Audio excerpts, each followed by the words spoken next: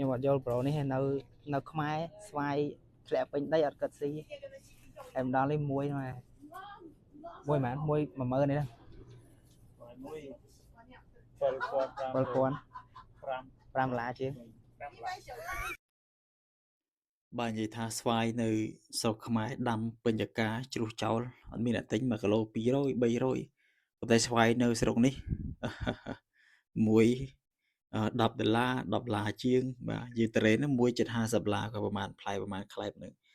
និយាយពីល្ហុងវិញប៉ុនក៏ជើងប៉ុនក៏ដៃមួយ$4 $5មួយ$4 $5ប៉ុណ្ណឹងហើយគឺយកមកពីប្រទេសហ្វីលីពីនទៀតចឹងភាគច្រើនផលិតផលលក់នៅទីផ្សារនៅកូរ៉េនេះប្រចាំមានខាងសៀមហើយនិងវៀតណាមចំពោះផលិតផលខ្មែរគឺមានតិចតួចខ្លាំងមែនទែនចឹងខ្ញុំគិតថាក្នុងឱកាសនេះដែលបងប្អូនខ្មែរយើងធ្វើការពហិការមិនប្រើប្រាស់នៅផលិតផលសៀមហ្នឹងហើយក្នុងពេលតែមួយហ្នឹងគឺបងប្អូនខ្មែរយើងកំពុងតែព្យាយាមផលិតនៅផលិតផលថ្មីៗជាច្រើនអញ្ចឹងបើសិនជាផលិតផលទាំងអស់នោះរួមទាំងផ្លែឈើផ្លែដូចជាល្ហុងដូចជាស្វាយស្អីហ្នឹងខ្ញុំគិតថាអាចនាំមកនេះគ្នាបានហើយខ្ញុំជឿថា